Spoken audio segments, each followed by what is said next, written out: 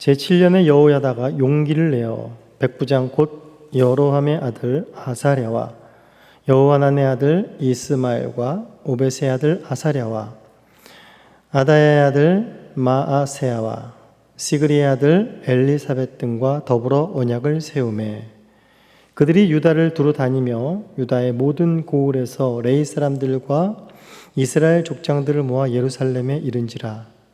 온 회중이 하나님의 전에서 왕과 언약을 세우며 여호야다가 무리에게 이르되 여호와께서 다윗의 자손에게 대하여 말씀하신 대로 왕자가 즉위하여야 할지니 이제 너희는 이와 같이 행하라. 너희 제사장들과 레위 사람들 곧 안식일에 당번인 자들의 3분의 1은 문을 지키고 3분의 1은 왕궁에 있고 3분의 1은 기초문에 있고 백성들은 여호와의 전들에 있을지라. 제사장들과 수종드는 레위 사람들은 거룩한즉 여호와의 전에 들어오려니와 그 외에 다른 사람들은 들어오지 못할 것이니 모든 백성은 여호와께 지켜야 할 바를 지킬지며 레위 사람들은 각각 손에 무기를 잡고 왕을 호위하며 다른 사람이 성전에 들어오거든 죽이고 왕이 출입할 때에 경호할지니라 하니 레위 사람들과 모든 유다 사람들이 제사장 여호야다가 명령한 모든 것을 준행하여 각기 수하의 안식일에 당번인 자와 안식일에 비번인 자들을 거느리고 있었으니 이는 제사장 여호야다가 비번인 자들을 보내지 아니함이더라. 제사장 여호야다가 하나님의 전 안에 있는 다윗 왕의 창과 큰 방패와 작은 방패를 백부장들에게 주고 또 백성들에게 각각 손에 무기를 잡고 왕을 호위하되 성전 오른쪽에서부터 성전 왼쪽까지 제단과 성전 곁에 서게 하고 무리가 왕자를 인도해 내어 면류관을 씌우며 율법책을 주고 세워 왕으로 삼을세 여호야다와 그의 아들들이 그에게 기름을 붓고 이르기를 왕이여 만세수를 누리소서 하니라. 아달랴가 백성들이 뛰며 왕을 찬송하는 소리를 듣고 여호와의 전에 들어가서 백성에게 이르러 봄에 왕이 성전 문 기둥 곁에 섰고 지휘관들과 나팔수들이 왕의 곁에 모셔 서 있으며 그 땅의 모든 백성들이 즐거워하여 나팔을 불며 노래하는 자들은 주악하며 찬송을 인도하는지라. 이에 아달랴가 그의 옷을 찢으며 외치되 반역이로다 반역이로다 하매 제사장 여호야다가 군대를 거느린 백부장을 불러내어 이르되 반열 밖으로 몰아내라. 그를 따르는 자는 칼로 죽이라 하니 제사장이 이 말은 여호와의 전에서 그를 죽이지 말라 함이라. 이에 무리가 그에게 길을 열어주고 그가 왕궁 말문 어귀에 이를 때에 거기서 죽였더라. 하나님의 말씀입니다. 하나님께 감사합니다. 네, 오늘 새벽 본문에서 우리가 역대를 살펴봤듯이 아하시아가 죽자 그의 어머니인 아달랴가 유다의 시들을 자기 손주들을 모두 다 죽이는 참혹한 일을 벌이고 자신이 유다의 왕이 되어서 무려 6년 동안이나 통치를 하는 남유다에 있어서는 안 될 그런 비극적인 일이 일어난 것을 확인하였습니다. 그런데 그때 숨겼던 어린 아이, 아무것도 할 수 없는 어린 아이 요아스가 이제 성전에 숨겨져서 6년 동안 길리움을 당하게 됩니다. 이 아이를 통해서 하나님께서 어떤 일을 행하실지를 오늘 이제 23장에서 보여주고 있습니다. 자, 제 7년이 됐습니다. 이제 아달랴가 남유다를 통치한 지 7년이 되었을 때에 이제 요아스를 숨겼던 여호사부앗의 남편이자 제사장인 이제 여호야다가 용기를 내어서 이제 아달랴를 쫓아내고 이제 요아스를 유다의 왕으로 세울 계획들을 세우게 됩니다. 오늘 전체 본문을 보시면 1절부터 3절까지에서는 이제 요아스를 이제 왕으로 세우기, 어린 요아스를 왕으로 세우기 위해서 이제 백부장들과 이제 유다 온 사람들을 다 모으는 그런 일들을 이제 1절부터 3절까지에서 하게 됩니다. 그리고 이제 4절부터 11절까지에서는 백성들의 민심을 얻고 이제 그 왕을 보호하고 그 왕을 이제 유다의 왕좌에 앉히는 그런 일들을 하게 됩니다. 그리고 12절부터 15절까지에서는 이제 아달랴가 최후를 맞아 이제 죽게 되는 이런 본문의 내용들을 오늘 살펴보도록 하겠습니다. 먼저 이제 여호야다가 용기를 내서 이제 남유다의 그 씨가 다시 유다의 왕좌에 오를 수 있도록 이제 모의를 합니다. 한마디로 말하면 이제 구테타를 일으키는 것이지요. 구테타를 일으키는데 이것은 단순한 정치적인 구테타의 모습은 하나도 볼 수가 없습니다. 먼저 이제 왕이란 자리는 굉장히 중요한 자리 아닙니까? 그것도 아달랴가 이제 6년 동안이나 통치를 해왔습니다. 통치를 해왔기 때문에 그 왕자를 바꾸기 위해서 구테타를 일으키기 위해선 정권을 바꾸기 위해서는 이 여호야다의 혼자 힘으로는 할 수가 없는 것이지요. 군 지휘관들과 또한 제사장 종교 지도자들과 또한 백성들의 동의가 있어야 되는 것입니다. 그것을 여호야다는 정치적인 방법을 하나도 동원하지 아니하고 단 하나의 방법을 동원합니다. 그것은 무엇인가 하면 바로 다윗 언약입니다. 남유다에 세워진 그 언약을 백성들로 하여금 기억하게 하고 그 언약을 상기시키면서 그 언약으로 백성들을 모으게 되는 것입니다. 먼저는 이제 백부장들, 여기 나와 있는 이름들이 나와 있는 군 지휘관들을 먼저 불러 모읍니다. 그리고 그 지휘관들을 통하여서 유다를 두루다니면서 레위 사람들과 이스라엘 족장들과 그리고 결국에는 이스라엘 온 회중들을 모아서 언약을 맺게 하는, 왕과 언약을 맺게 하는 이런 일들을 먼저 시행하게 되는 것이지요. 그 언약의 내용이 무엇입니까? 새로운 왕을 세우려면 이 왕을 세워야 하는 정당성이 있어야 되지 않겠습니까? 그 정당성을 여호야다는 어디서 찾고 있습니까? 바로 하나님께서 다윗과 맺으신 다윗 언약에서 찾고 있는 것입니다. 다윗 언약에서는 분명히 다윗의 후손이 바로 그 이스라엘의 등불, 계속해서 왕위를 주시겠다라고 약속하셨으므로 아달랴가 왕으로 있는 것은 말이 안 된다는 것을 다시 한번 일깨우는 것이고, 여기 이제 유다의 다윗의 후손인 왕족이 바로 여기에 살아있으니 바로 이 요아스가 왕으로 서는 것이, 다윗의 후손이 왕으로 서는 것이 마땅한 것이 아닌가라는 것이지요. 그러니까 바로 이것이 내 뜻이 아니라, 내 정치적인 어떤 야욕이 아니라 바로 하나님의 뜻이라는 것을 보여주고 있는 것입니다.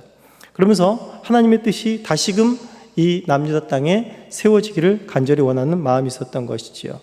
그러면서 이제 백성들에게도 무엇을 일깨워줘야겠습니까? 6년 동안에 아달랴가 통치를 했다면 아달랴가 무슨 가르침을 계속해서 백성들에게 세뇌시켰겠습니까? 바로 바알의 가르침이겠지요. 그리고 바알과 더욱더 결속시키고 바알과 백성들을 더욱더 묶으려고 노력을 많이 했을 것입니다. 이제 백성들에게 필요한 것이 무엇입니까? 바로 그 바알과의 결속을 풀어버리는 것입니다. 그리고 다시금 하나님과의 언약을 기억하게 하고, 다시금 우리가 하나님의 백성을 기억하고 하나님의 언약 안으로 백성들을 모으는 일들을 지금 이 여호야다 제사장이 하고 있는 것입니다. 우리가 언약 백성임을 다시금 일깨우고 우리가 다시 하나님의 언약 안에 묶여야 한다는 것을 백성들에게 일깨우면서 여호야다는 백성들과 왕을 하나로 묶는 그런 언약을 시행하고 있는 것입니다. 이렇게 보면 여호사밧도 그랬지만 그 남편인 여호야다 역시 이 7년의 세월, 아달랴가 다스리고 있는 이 7년의 세월 동안에 어떤 정치적인 야욕을 품고 기다리고 있었던 것이 아니라 언약을 온전히 붙들고 기다리고 있었던 자였다라는 것을 알 수가 있습니다. 그가 이 영적으로 어두운 이 현실을 비탄했을 것이며 거기서 많이 괴로워했을 것입니다. 거기서 그를 버티게 해줬던 것은 바로 언약이었습니다. 하나님께서 그 세우신 언약, 하나님께서 그 언약을 반드시 이루실 것이라는 그 소망을 가지고 그 어두운 기간을 버텨왔고, 마침내 용기를 내어서 그 언약을 이루실 하나님을 소망하며 그 하나님을 붙들고 이제 그 신앙의 개혁, 정치적인 구테타가 아니라 신앙의 개혁을 다시금 쓰고 다시금 하나님 나라의 질서가 남유다 땅에 회복될 수 있도록 바로 아달랴는 용기를 낸 것입니다. 그리고 이제 4절부터 11절까지에서는 이 일이 방해를 받지 않게 하기 위해서 철저히 사람들을 무장시키고 왕을 즉위하는 일에 집중을 시킵니다. 그러면서 이 두 가지를 이제 신경 쓰지요. 한 가지는 이제 왕이 요아스가 왕이 돼야 되기 때문에 요아스를 철저하게 보호하는 일입니다. 그래서 무기를 들게 하고 요아스를 철저하게 호위해서 누구도 요아스를 범하지 못하게 합니다. 그리고 또 하나 여호야다가 신경 쓰는 것이 있는데 그것은 무엇인가 하면 바로 성전을 거룩하게 하는 것에 힘을 쓰고 있습니다. 6절에 보시면 제사장들과 수종들은 레위 사람들은 거룩하니 여호와의 전에 들어올 수 있지만 그 외에 다른 사람들은 들어오지 못할 것이니라 라고 말하면서 모든 백성들은 여호와께 지켜야 할 바를 지켜라 라고 말하면서 또 그 성전을 들어오려고 하거든 그들을 죽이라 라고까지 하면서 이 성전이 거룩해야 함을 여호야다는 굉장히 중요시 여기면서 말하고 있는 것입니다. 왜 그렇게 해야 됩니까? 바로 성전은 하나님의 임재를 상징하는 곳이었습니다. 그렇기 때문에 하나님의 임재를 방해하는 것, 또 하나님의 임재를 해방하는 것들은 절대 용납할 수가 없었습니다. 그렇기 때문에 여호야다가 원한 것은 무엇이겠습니까? 다시 이 성전에 하나님의 임재가 있는 것을 너무나 간절히 소원했다라는 것을 알 수가 있는 것이죠.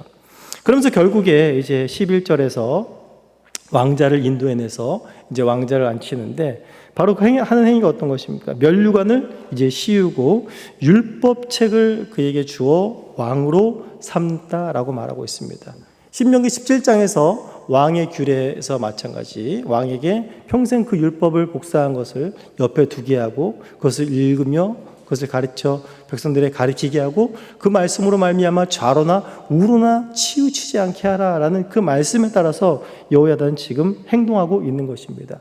즉 여호와 하나님의 임재가 성전 가운데 임하기를 원하는 것이며 또한 하나님의 말씀의 가르침이 다시 한번 회복되기를 소원하는 그 마음이 바로 이 왕이 옹립 가운데 있게 되는 것이죠. 단순히 이제 유다의 씨가 왕자에 앉았다 여기에 만족하는 것이 아니라 그것은 겉표면일 뿐 그가 앉았다라는 것은 무엇을 말하는 것입니까? 이제 하나님의 다스림 속에서 우리는 다시 승복하겠습니다. 하나님의 다스림만이 우리에게 살 길입니다. 하나님의 말씀이 우리를 가르치소서 바알의 가르침이 더 이상 우리에게 있지 않게 하소서라는 그 마음과 소망함이 여기에 철저하게 담겨 있다라는 것이지요. 그래서 왕위가 옹립되자 이제 12절부터 아달랴에게 이 왕위가 옹립되고 요아스가 왕이 되자 이제 백성들이 왕을 찬송하고 거기서 기뻐하는 소리를 듣게 되자 아달랴가 어떻게 말합니까? 그의 옷을 찢으며 외쳐 반역이로다 라고 말하고 있습니다. 진정한 반역자가 반역이로다 외치는 모습이 참으로 아이러니합니다. 아달랴는 분명히 여호와의 언약 밖에 있는 자였습니다. 여호와의 언약 안에 있는 자들에게는 다시금 하나님께서 임재하시고 하나님께서 주시는 기쁨과 평안을 되찾지만 언약 밖에 있는 자의 결과는 어떠합니까? 하나님의 언약을 무시하고 버려버리고 바알과 언약을 맺게 한 자의 최후가 어떤 것입니까? 바로 15절에서와 같이 그를 왕궁 말문 어기에 이를 때까지 기다렸다가 거기서 죽임을 당하게 됩니다. 말문 어기라는 것은 이제 왕궁에 말이 출입하는 곳입니다. 거기에 비참하게 이제 말에게 죽이고 말에게 짓밟혀가는 그러한 비참한 죽음으로 그 말로를 이어가고 있다라는 것이죠. 우리 오늘 본문을 통해서 이제 남유다가 정말 철저한 아달랴를 통해서 철저한 어둠 속에 이제 갇히게 되는 벗어날 수 없는 그런 영적인 죄악 가운데서 남유다 백성들의 힘으로는 벗어날 수 없는 이 상황 가운데에서 벗어날 수 있었던 그 이유를 한번 오늘 본문에서 생각해 보기를 원합니다. 그 이유 중에 하나는 무엇입니까? 여호사부앗이나 여호야다와 같은 이런 신실한 언약을 기억하는 자들에 의해서 이 개혁이 단행되었다라는 것을 보면서 이들의 용기를 또한 우리는 본받을 수 있겠습니다. 하지만 중요한 것은 무엇인가 하면 여호야다가 아무리 용기를 내었다고 할지라도 언약이 뒷받침이 되어 있지 않으면 여호야다의 용기는 숲으로 돌아갑니다. 근본이 없습니다. 그냥 한번 우리나라 살려보자라는 독립운동 정도로 그칠 수밖에 없게 되는 것이지요. 하지만 여호야다가 근거로 붙잡았던 것은 자신의 어떠함에 있던 것이 아닙니다. 언약의 어떠함에 있었습니다. 하나님께서 우리에게 언약을 주셨고 그 언약을 하나님께서 반드시 신실하게 지키실 것이라는 하나님의 신실하심을 여호야다가 붙든 것이었지요. 그렇기 때문에 그것이 없다면 여호야다의 용기는 나올 수 없었습니다. 그러니까 여호야다의 용기도 자신의 어떠함 속에서 자신 안에서 나온 것이 아니라 바로 하나님의 신실하심을 믿는 그 믿음 안에서 나온 용기였다라는 것입니다.